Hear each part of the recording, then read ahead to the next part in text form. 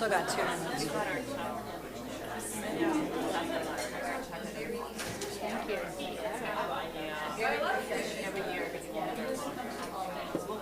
The dress is a little bit big on top and a little small on the bottom. I know.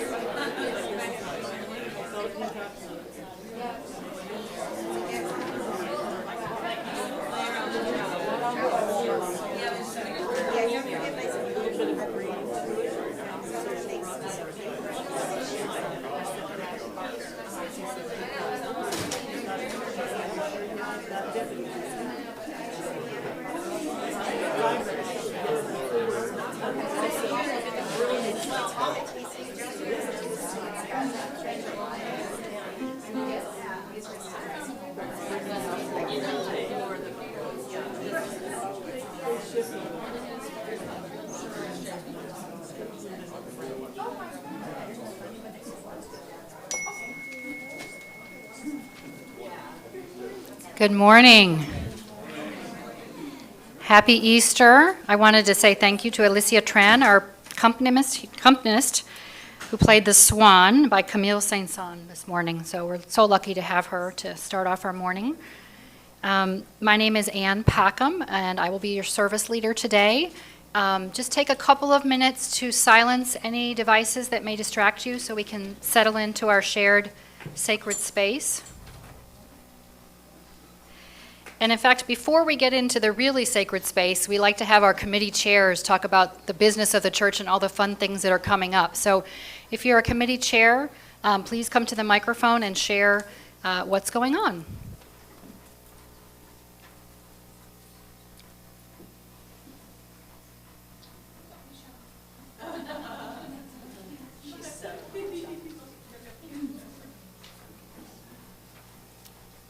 Good morning, everyone. Happy Easter. Good morning. Next week, We are going to be celebrating our 30th anniversary, the end of the pledge drive, and our springtime auction, which is going to be a very good time. If you have not as yet let us know that you're coming and whether you'd like regular or vegan or gluten-free food, please see Leanne.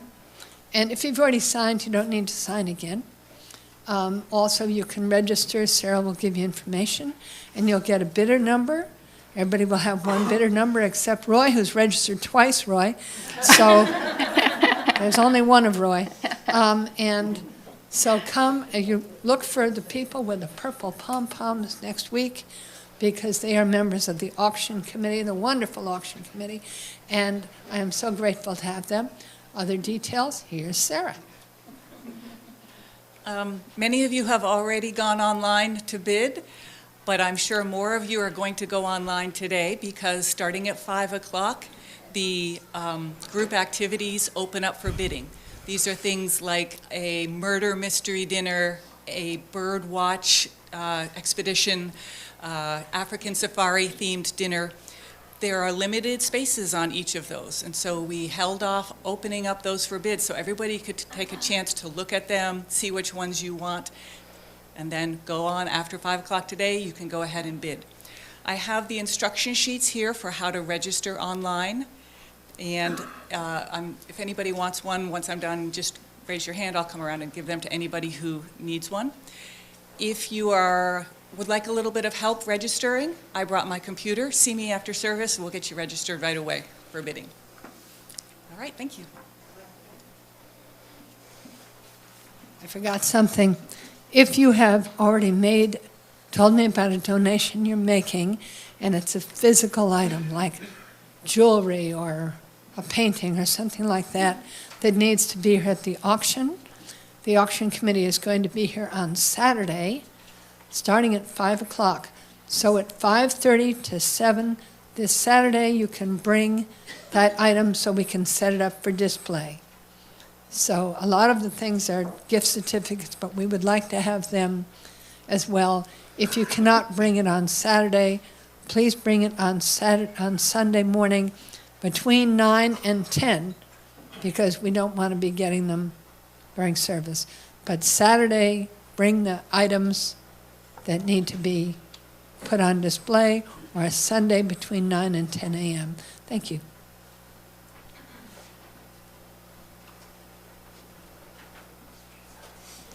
Good morning. Lori Streel, Hospitality.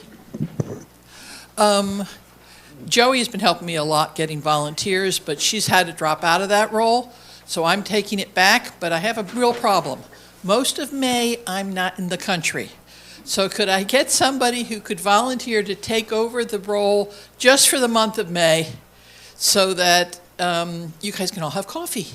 So please contact me after service if you would like to work as a barista one Sunday, or if you are willing to take on the role for the month of May. Thank you.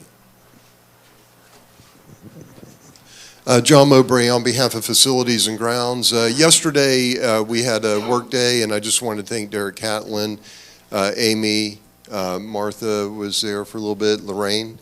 But it's typically the third Saturday of every month. But last month and this month we moved it around, so we did it the second Saturday. We're going to do the same next month because Amy and I are going on vacation. We'll be gone from the 18th through the first part of June. So at any rate, workday is from 9 to 12 on typically the third Saturday. So if you can come out and give us a hand doing stuff around the inside and outside, we'd appreciate it. Thank you.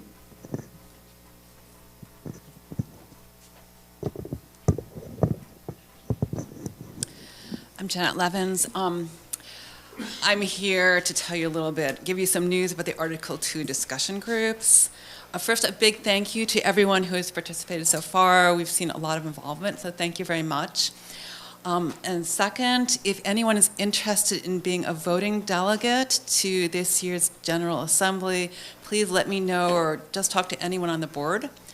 And finally, now is the time for us to submit amendment ideas for the UUA's proposed Article 2 revisions. The deadline for the submission of ideas for amendments is April 30th. So they have to be done this month. And these, if we want to officially submit an actual amendment proposal in May or June as a congregation, we need to draw from these ideas. So if no one submits any ideas, we cannot do an amendment. So, and also an amendment can be anything. It could be like a change of a word, it can be a rewrite of a whole section. It's basically a fancy word for a change. So if you're interested in doing this, and you already know how to do this, because we had a meeting about this on Thursday, if you already know how to do this, go ahead and make your amendments. If you don't quite know how to do it yet, you can talk to me, or you can read the notable news. So thank you very much.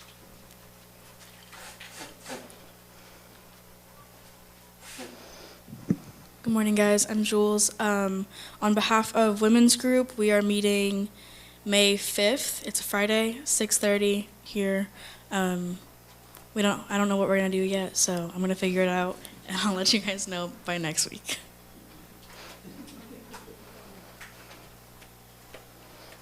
I'm betting she might even take suggestions. I'm Martha Kirby with a few things. I was just asked by the auction committee. We do have an auction committee that will be here next Saturday. However, if you are energetic and full of vim and vigor and would like to come help us set up tables, because we'll need to display all these items, we could definitely use some extra hands and feet and people that help move stuff. So just show up, or let Lindsay know, just show up next Saturday at 5 o'clock. It can be like an extra work day, but just fun. It'll be fun. We're just going to put out tables and stuff. So another thing, we are a member, because I thought it was a good idea anytime we can connect with other Unitarian congregations, of the Southeast Florida cluster, which is now called the Sunshine Cluster because they added us. It's hard to participate that far away, but they are having an online Zoom with some people from Equality Florida, Trans Life in Florida, how to be better advocates and what our friends need so we can be better allies too. Saturday, May 20th. It's going to be in the notable news, but I thought, since I printed the flyer, I'd bring it this morning. And next week, we have Jim DeRocher, who's one of the leaders of the Florida Right to Clean Water. He's coming to speak to us just before Earth Day. Petitions, that's one of the things he's going to be talking about. I printed some. If you'd like to sign one now to guarantee the right to clean and healthy waters amendment. You know, citizens petitions are a lot more difficult to get through now. This is an important one. And I believe I put in the blurb for the service announcement their websites. You can go and read more about the amendment, why it's necessary, all the talk about it, and then sign one, and we'll take them with them next week.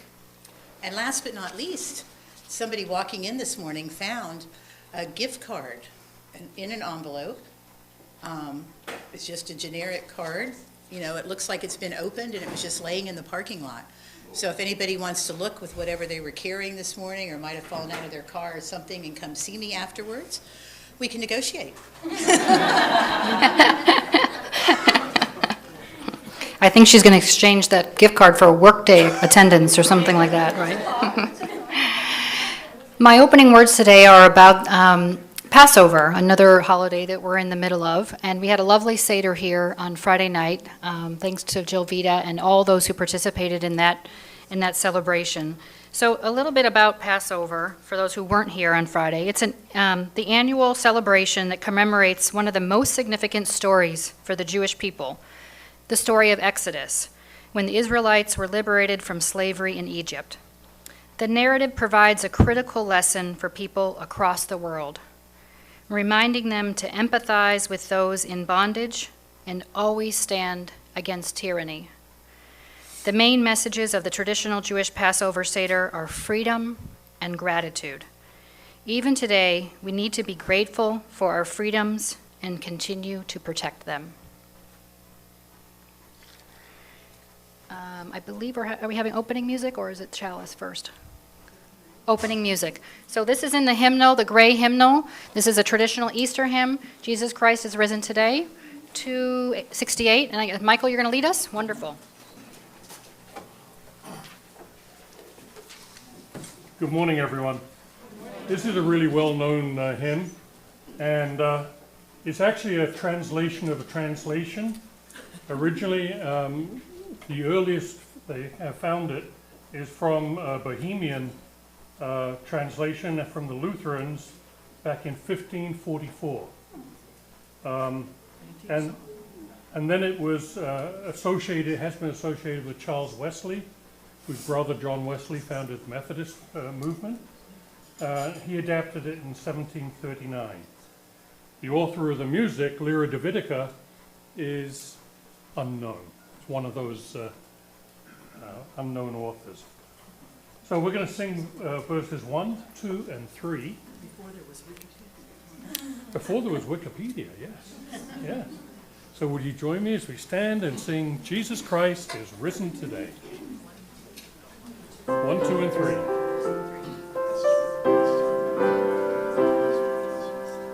Jesus Christ is risen today. Hallelujah. Earth and heaven in chorus sing. Hallelujah. Raise your joys and triumphs high. Hallelujah.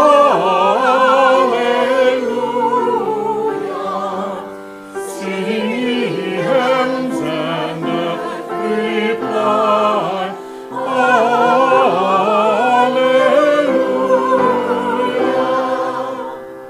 Love's redeeming work is done.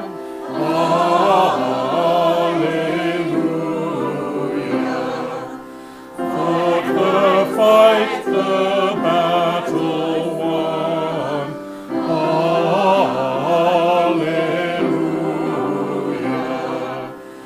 Death in vain forbids him rise. Hallelujah.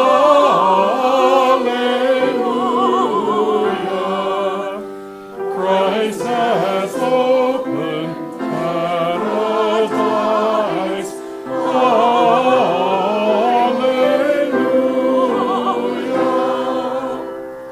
Hearts are strong and voices sing.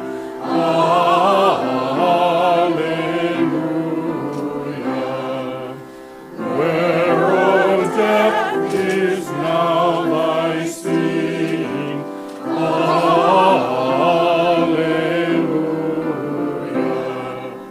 As he died, his truth to save. Hallelujah.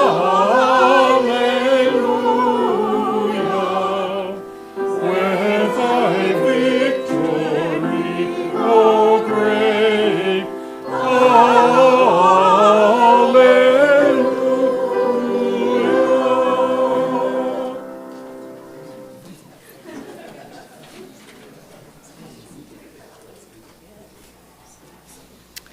Our chalice lighter today is Ender. Ender uses the pronouns they, he, and is 15 years old. And they are excited to be the DMing, so that's dungeon mastering, for the D&D game today, which is happening on Easter. Let's say together as he lights the chalice. In the light of truth and the warmth of love, we gather to seek, to sustain, and to share. Thank you. Thank you.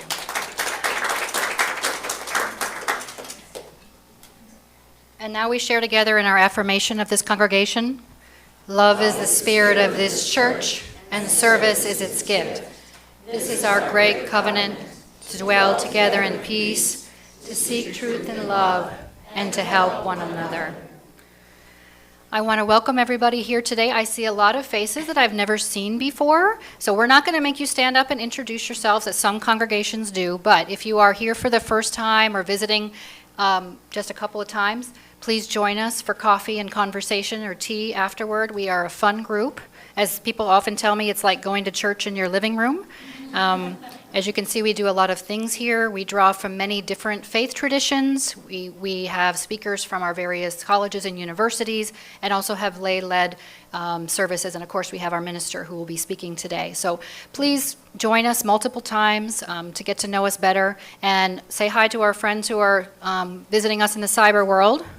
And just take a moment to greet your neighbor, and try to greet somebody that maybe you don't know.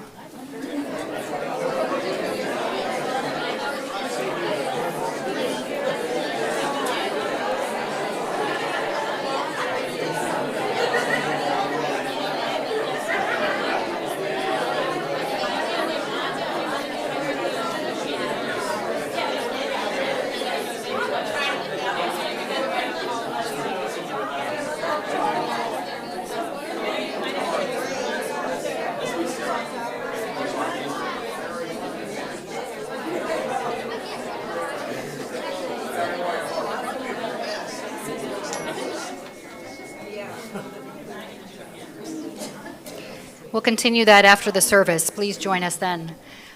This is the time in our service where we share the joys and concerns. These are important events that have touched us recently that may be weighing on our hearts. So as you feel comfortable, please come to the microphone up here. We can also bring the microphone to your chair. And do remember that this is broadcast to the world, so just it lives forever on YouTube. So just be aware of that.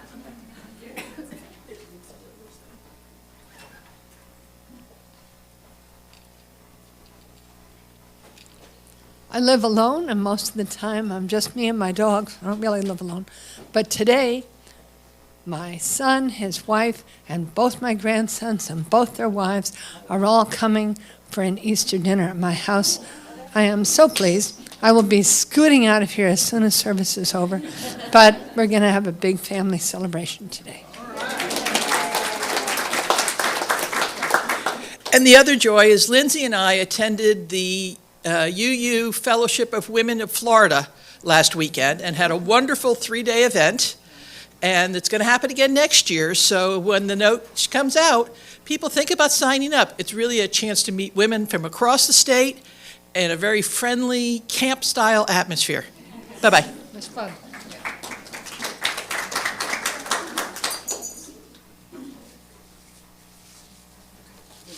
Bring the mic for you.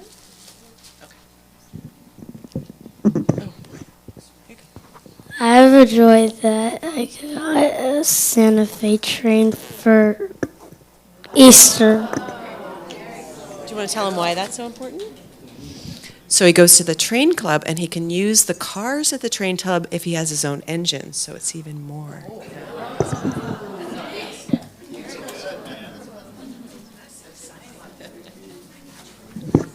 My concern is that I made Paula mad because I didn't recognize the fact that she was here yesterday helping out. And you probably, Paula, did you do the work today too? I did. So twice I failed to mention it. So my apologies. Thank you.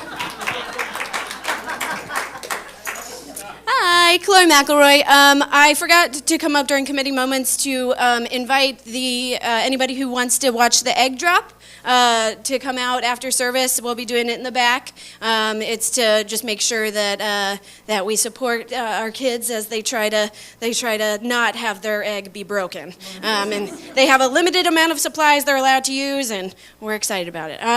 My other concern / joy, I guess, is I gave my 2 weeks notice for the church. I will be, my last week is next week. I've had a wonderful 19 years here with y'all, but I decided that it's time for me to move on to bigger and better things. I will still be attending the church, but I will no longer be working with religious education.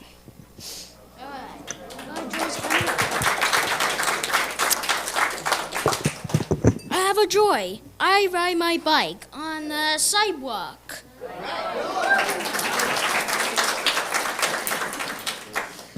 So I don't know if anyone's been following my insurance saga on Facebook, but just it's a concern, and it's also a cautionary thing. I'm actually have an interview tomorrow with Action 9 News. So when we added Sophia to our insurance as a teen driver, of course we expected our rates to go up, of course. But attached to her license were 6 accidents that we did not know about.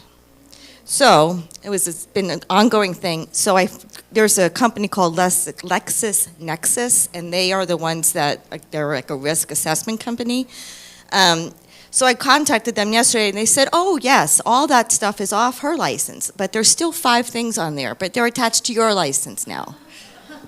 So Progressive is the company that did this. They reported it, and then they overcharged me for years based upon these things that were on my license.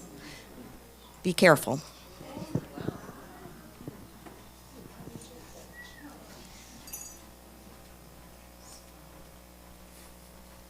Hello.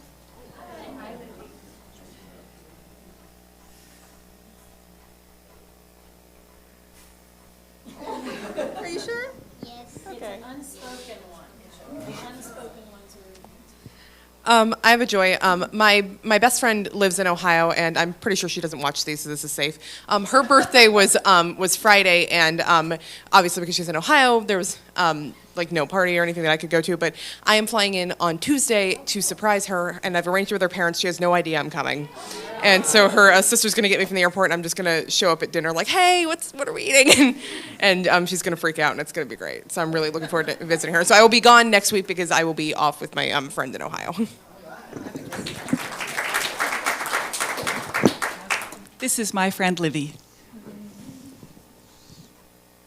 The reason why I was so quiet because I was so shy to talk about this because I've been being bullied at school, and that's a concern about how I look and how I do stuff. So that's a concern. I hope it doesn't happen again this week. That's it. It is a concern for all of us, sweetie, and we will support you as much as we can. Good luck this week. I have a joy I want to share. I know many of you have been hearing about our son Jay, but this week he got the news that he got an internship that he really wanted. And this is a big deal internship. The way he put it is, it's like it's a final exam that counts for 100% of my grade for my entire college career. So it's a little bit of an exaggeration, but it was a big deal, and he is just thrilled, and we're so happy for him too. Hi, good morning, everyone. It's great to see everybody. I've been traveling and busy, so I haven't been in a few weeks, so it's great to be back.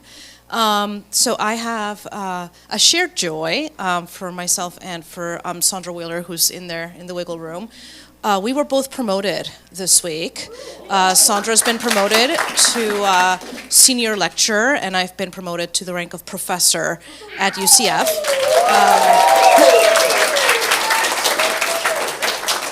Thank you, which is as high as I can go, so I don't know what comes next. But oh my, I have a ways to go, so. Oh, God, no. God, no. Never. No, absolutely not, under no circumstances. Something that's really significant to me is that I became, to my knowledge, the first Latina professor in my college. As far as I know, I don't know if there were some before, but there were none at the college until now. And I believe I am the 5th at the university, which is a really sad statistic for a Hispanic serving institution with, I believe, over 1,500 faculty. So it's very significant. But thank you all, and really.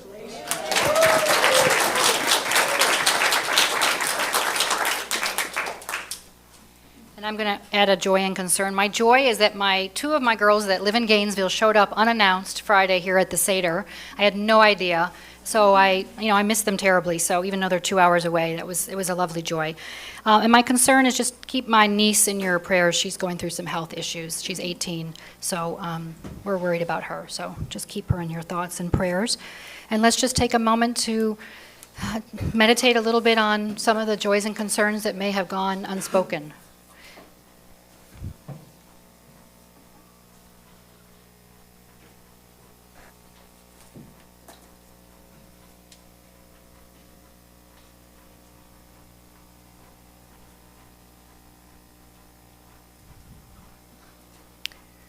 And I'm just confirming we don't have any online joys or concerns, Martha or Sarah?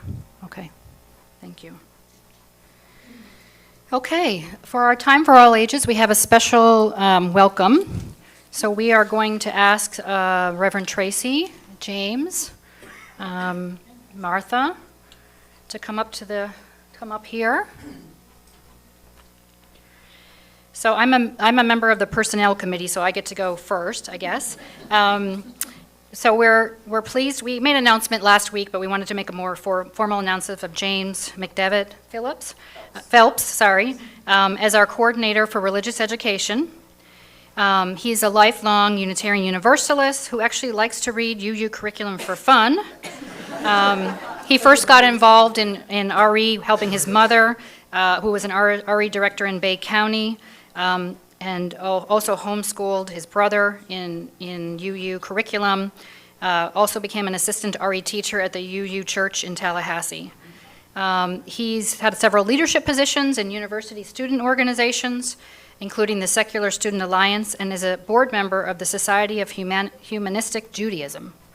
He holds a bachelor's degree in theater from Florida State University, as well as a bachelor in science in information systems from Carnegie Mellon. And there's a lot more here, but I think it's safe to say that we are very optimistic that James will be joining our longstanding tradition of offering versatile, diverse, inclusive, creative, and welcoming faith lessons to our children and our parents as he enters our congregation. So the formal, induction or whatever, welcome. What is it called, commissioning? Commissioning. Commissioning, okay, I'm into that term. Champagne bottle or commissioning. Yes. So we at the University Unitarian Universalist Fellowship welcome you, James, as our new religious education coordinator.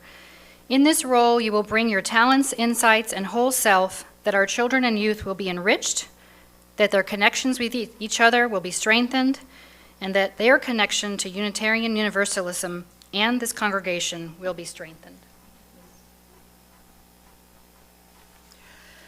Ours is a free fellowship. We have no creeds. You are welcome to bring your ideas and beliefs to this congregation to share with others.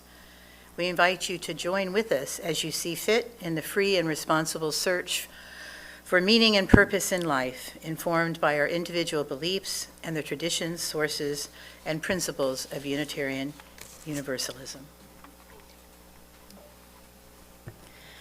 Through your gifts, you will help us connect with the child within, all of us. We ask that each week you help our team of staff and volunteers work to bring Unitarian Universalism alive for our children and youth. We also ask that you bring some of that wonder and experience here into our services each Sunday, so that we may all be connected to one another. We recognize that you will be our company in joyful times and sorrowful ones, helping us along the way to be more hopeful and helping to remind us that we are not alone. Working here as a staff member means being part of this gathered community, speaking out on behalf of the future of our congregation, offering and receiving the gifts of the Spirit, supporting others and being supported in return, and using your gifts in service of the congregation's mission. If you will join us in that work, say, I will. I will. Good. He didn't really have another option, so. I always like that we kind of ask, but it's not real. So will the congregation please rise in body or spirit as you're willing and able? I'm going to ask you a short list of questions, and at the end of the whole list, we will ask you to say, we do. Do you welcome James McDevitt Phelps, this congregation's new religious education coordinator, and invite him to share his gifts in service of the mission of this place? Do you commit to bringing the appreciation to the unique set of gifts that James brings, recognizing that there may be times when the message is not to your taste, though it is likely the exact message someone else in the room was longing to hear? Do you affirm your intent to support James in his role as RE coordinator, answering questions he may not even know he has, respecting his part-time status, not asking him to do extra work unless we are willing to pay for his time and his talent? Do you commit to bringing a gentle sense of humor and deep compassion for the occasional stray thought or idea, remembering our wide covenant to begin again in love? Do you honor James' role in helping to sustain and grow this congregation for now and into the future to come? And if so, please say, we do. We do. And now, will you repeat after me these words of welcome? We receive you with open hands and hearts. We receive you with open hands and hearts. As you join us, we once again renew our own commitment to this religious community. We once again bring commitment to this religious community. Yeah, that was tough. I'm sorry. Welcome, welcome, welcome. You want to say anything? Okay. You may be seated. Thank you.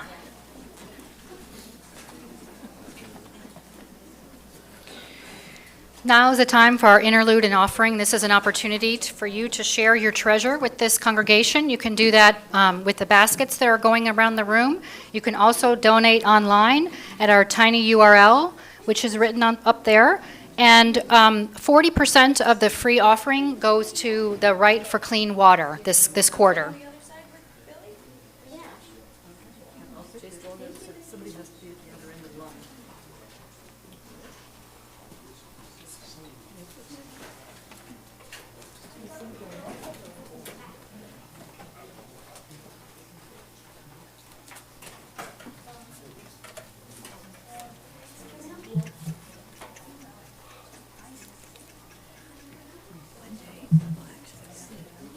The text we're going to sing, now that Green Blade Rises. Is it not on? No. Try again. It isn't. No, it is. You're getting a thumb. Go ahead. Is it on? Yes. Yeah, okay. The text we're going to sing, Now the Green Blade Riseth, presents the Easter story from a pagan perspective. It understands Christ's death and resurrection as symbolic of natural cycles of death and rebirth, as well as psychological cycles of grief and recovery.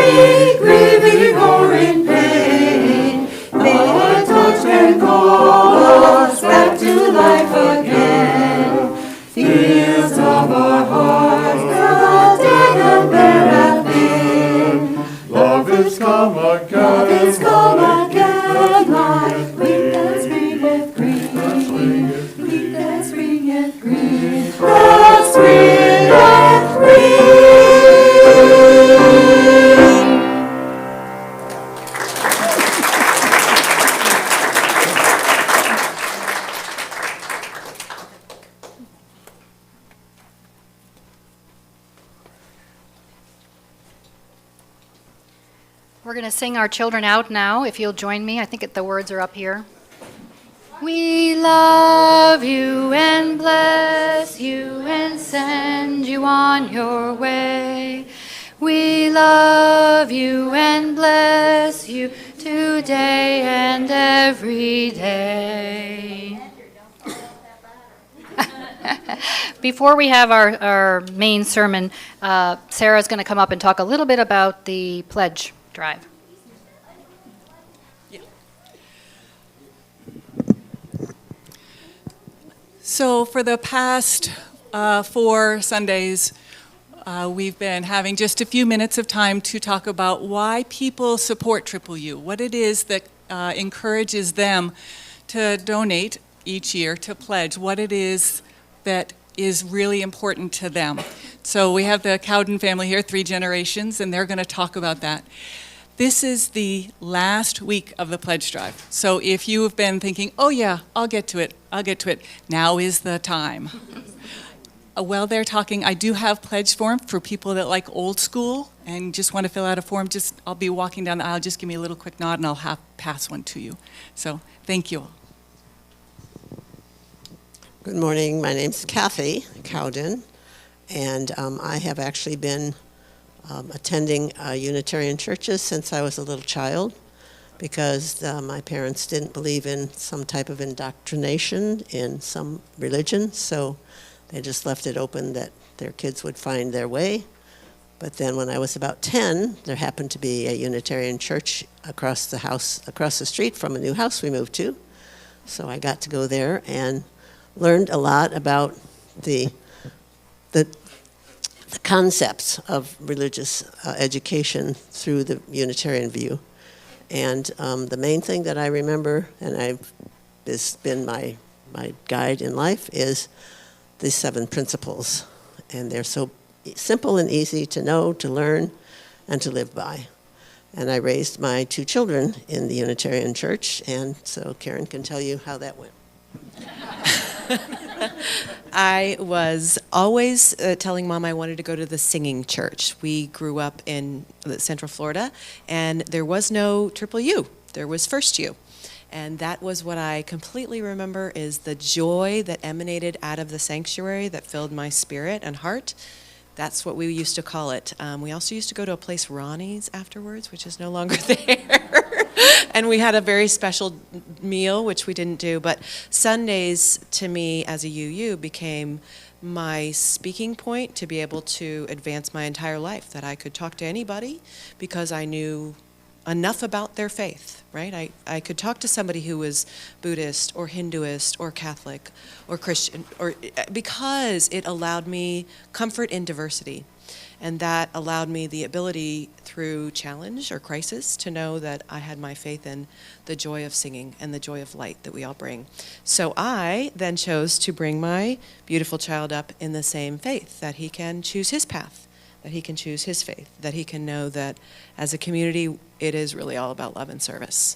So thank you for having us all. And I don't know where he'll go since his path is his to choose, but we love being here and supporting. Thanks.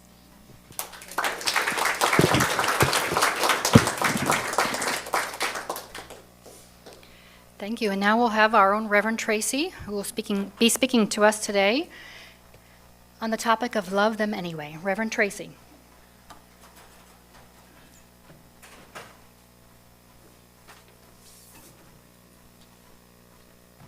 I've decided to quit using so much paper.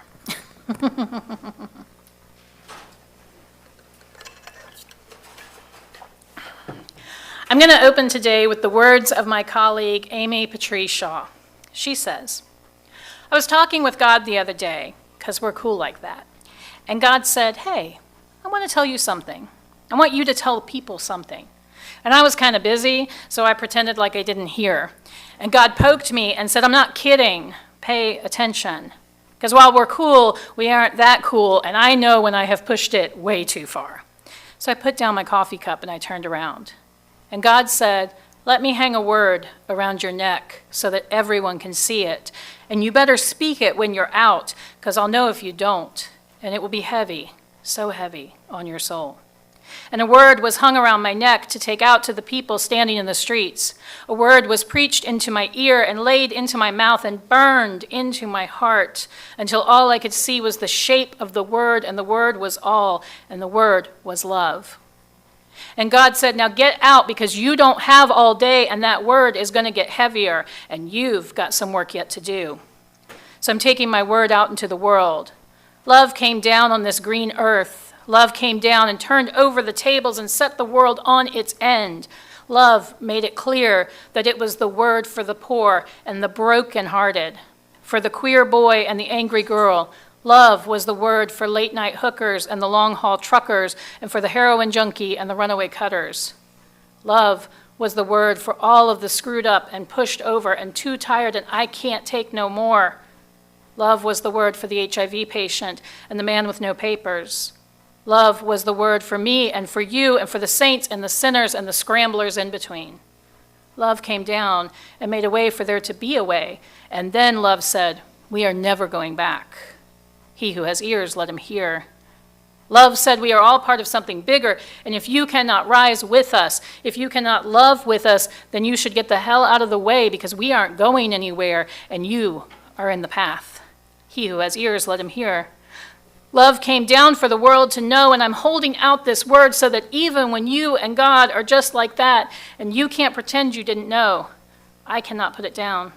Not for a politician spewing hatred, not for a minister vomiting out bile in the costume of a saint, not for money or for country or for kin. I'm holding my word in my mouth because the next time I see God, I want to be able to say, you gave me a word and I carried it just the way you asked. You gave it to me and I took it. I showed it to everyone I met. You gave it to me and I showed it to her and Zer and Z and him, and I showed it to them and they and those over there. I never put it down. I can never put it down. I was talking with God the other day because we're cool like that, and God said, hey, I want you to tell the people something. And I was still kind of busy, so I pretended like I didn't hear. And God said, I'm not kidding, pay attention. Because while we're cool, we aren't that cool, and I know when I have pushed it way too far.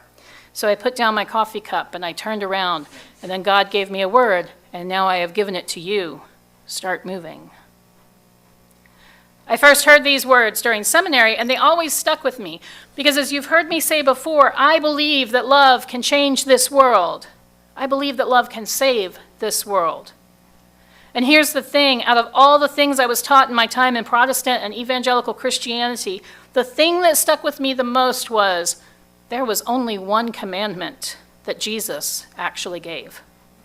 Only one. You see, the teachers and the scribes came to this rabbi who was wandering around the area, teaching the people wild teachings about taking care of the marginalized, the poor, the ones on the edges of society. They came to him and began to ask him questions. And one of those questions was what Jesus considered to be the greatest commandment. Now, it's important to remember that Jesus was a Jew, was raised in this tradition, and knew its laws and its lessons. So this questioning was basically a quiz to see if they could trip him up. He answered first that the greatest commandment is the Shema, or the prayer said twice daily by the Jews. Hear, O Israel, the Lord our God, the Lord is one. Love the Lord your God with all your heart, and with all your soul, and with all your mind, and with all your strength. Now that was the greatest commandment for the Jews. And Jesus could have stopped there. He answered the question. However, Jesus, being the social activist he was, took it another step. And the story goes like this. After answering the question, he followed with this. The second is this, love your neighbor as yourself. There is no commandment greater than these. Now hang with me because we're about to go down a little geeky rabbit hole. This is what you get when your minister's studying for her doctorate. First of all, what do you say to that if you're the guys asking the question? He answered their question correctly and then added a comment. Do they get mad about the comment and make it seem like he did something wrong? Or do they just let it slide? Because here's the thing. In the Greek, the word they used for love is the same for both commandments. And the Greeks had a lot of words for love, right? They used them throughout the early Christian scriptures. Unconditional love, friendly love, family love, love between neighbors, all of that. So they had different words. So it's kind of telling that the word love here in this verse, and I'm looking specifically at Mark 12:31, is agapaho, which is love as a verb. One of the commentaries I read said this about it. It's a, quote, discriminating affection which involves choice and selection.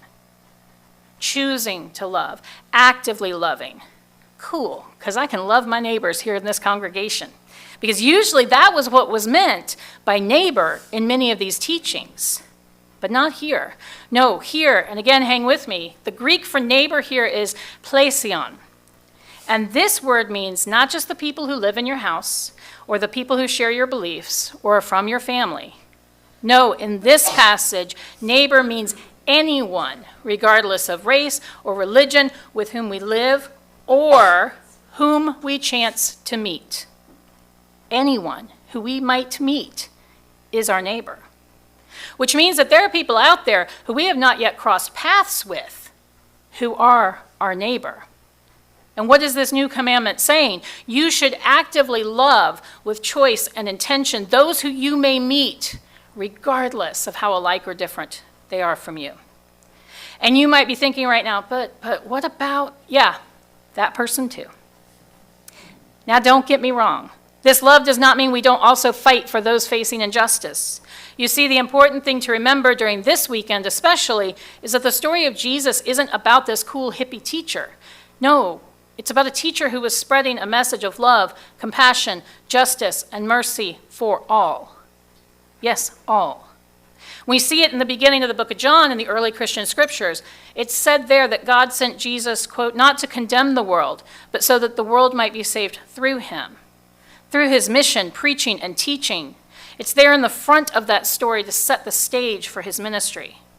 Jesus has lessons for us, yes, even us Unitarian Universalists, about calling out the powers that be that want to dehumanize our neighbors. Lessons about compassion, lessons about mercy, and lessons about justice. I contend that the takeaway from the Easter weekend is not about death and resurrection. No, I contend that the takeaway from Easter is that loving people and working and fighting for the best for everyone is a revolutionary act. When we rise up against the powers that be, it may not be easy. It's probably not going to be easy. Okay, it's not going to be easy. I mean, have you listened to the words that come out of their mouths? Heck, just loving them is hard some, most, all the days. But my friends, that it is that love, that active love that is thought about and chosen that will give us the strength to rise up. Because it is that love that fuels this work. That love that says, I may not understand you, I may not think like you, I may not love like you, I may not look like you, and I love you anyway. Dr. Kent M. Keith wrote a book called The Paradoxical Commandments. And the first commandment stuck with me, and it says, people are illogical, unreasonable, and self-centered. Love them anyway. Love them anyway. Love doesn't mean a free pass to abuse or oppress. Love means calling our neighbor to be their best self. And yeah, sometimes that might not look like we love people, especially when they're being the furthest thing away from their best self. But loving them in this way that's talked about in the early Christian scriptures is to continually call to the part of them that is better and encourage it and grow it and then celebrate it when it does. It means saying out loud, this choice you're making is hurting people. It's not right. Help me understand why this is okay for you to do, and know that I love and believe that you are better than this. No one said it would be easy. And one could argue no one ever said it would be this hard, but we have a lot of stories from a lot of sacred traditions that tell us that a lot of teachers have come to us and told us exactly that. Love your neighbor as yourself. Love them anyway. And before you think I'm skimming over that love yourself part, I'm not. Same love word here is implied. We are to actively choose to love ourselves. And sometimes that's harder than loving the guy yelling in the intersection. I get that. But guess what? Love yourself anyway. Here's the deal. You, me, the people in here and out there, and who we may chance to meet, we and they are all made of the same elements that are in the stars. How cool is that? And because we're all made of the same star stuff, we're all pretty special. Love them anyway. If you struggle and have a hard time loving people who are absolutely diametrically opposed to you, and trust me, that's a real feeling and a real struggle, and I am right there with you. Start smaller and love the fact that we all contain star stuff, because sometimes that's a bit easier. And still love them anyway. I'm going to close like I began because I think it's important when a good word has been shared to repeat it so that it really sinks in. So again, hear the words of Amy Patrice Shaw. I was talking with God the other day, because we're cool like that. And God said, hey, I want you to tell the people something. And I was kind of busy, so I pretended like I didn't hear. And God poked me and said, I'm not kidding. Pay attention. Because while we're cool, we aren't that cool. And I know when I have pushed it way too far. So I set down my coffee cup and I turned around. And God said, let me hang a word around your neck so that everyone can see it. And you better speak it when you're out, because I'll know if you don't. And it will be heavy, so heavy on your soul. And a word was hung around my neck to take out to the people standing in the streets. A word was preached into my ear and laid into my mouth and burned into my heart until all I could see was the shape of the word, and the word was all, and the word was love. And God said, now get out, because you don't have all day, and that word's going to get heavier, and you've got some work yet to do. So I'm taking my word out into the world. Love came down on this green earth. Love came down and turned over tables and set the world on its end. Love made it clear that it was the word for the poor and the brokenhearted, for the queer boy and the angry girl.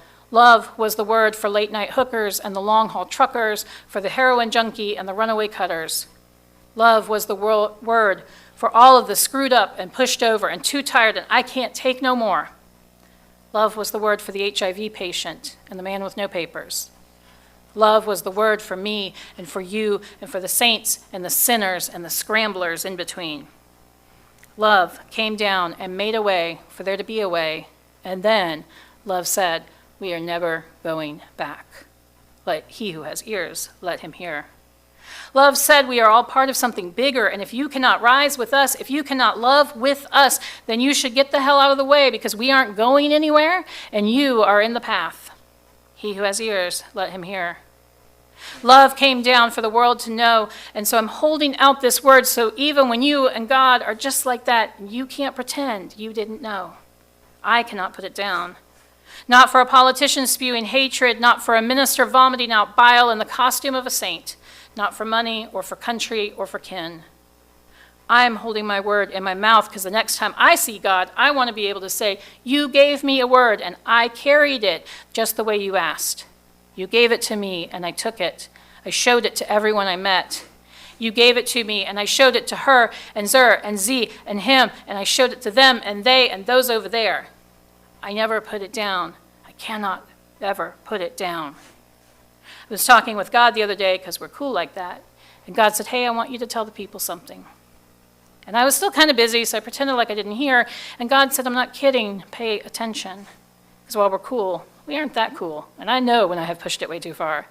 So I put down my coffee cup and I turned around. Then God gave me a word, and now I've given it to you. Start moving. Beloveds, I encourage you to love your neighbor as yourself, with an active love that shows that everyone who you might meet someday is your neighbor. Work for a better world for you and your neighbor. Rise up and share this radical love as you do the work we are all called to do. And when people let you down, because they will, love them anyway. Amen. May it be so, and blessed be.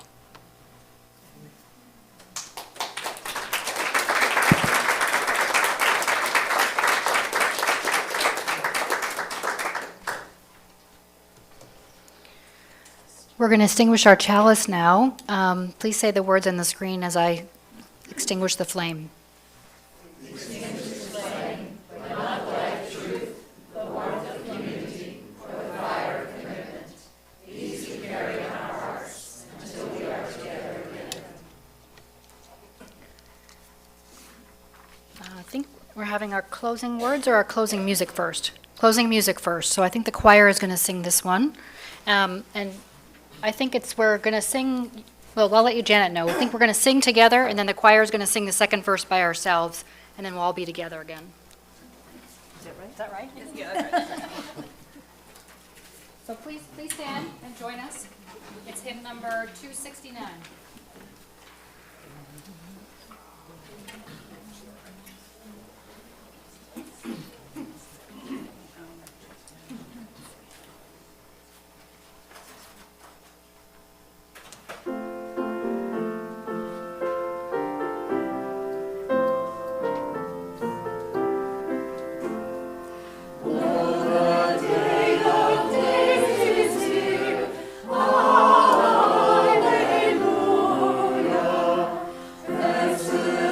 Alleluia,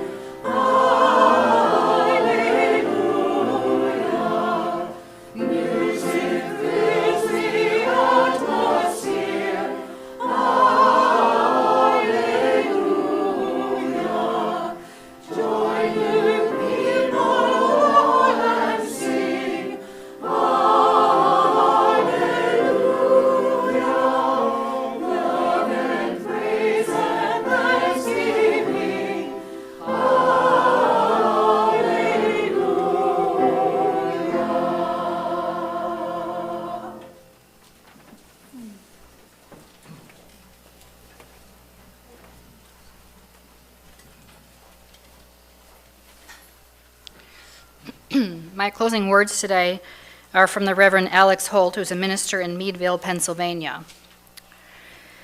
For all those who celebrate the resurrection of Jesus, may this day be another affirmation of divine love and promise. For those who see the eternal story of new spring and life beginning anew, may you breathe deeply in a season of promise and hope. For all of you who are experiencing despair or hopelessness this Easter, may you find in the darkness or depression a doorway to light and warmth that offers you freedom. For all of us, together we can do what no one isolated person can do. Rolling the heavy stone aside reminds us we are far more powerful than we ever could be on our own. Our offering of strong hands to help our prayers are real. Let us begin again in love. And I think we're going to have a postlude, which I wrote down here, which is how great thou art. Alicia, take it away.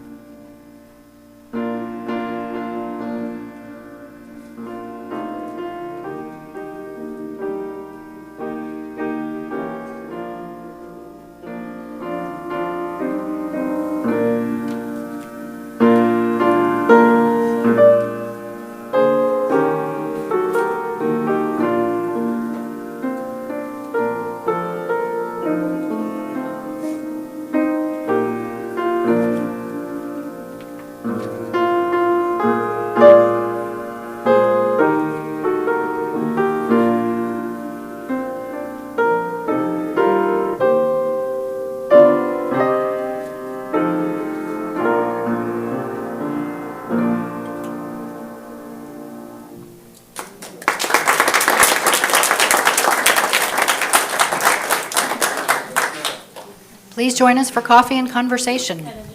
Oh, the egg drop. Oh, that's right. Do we do there first?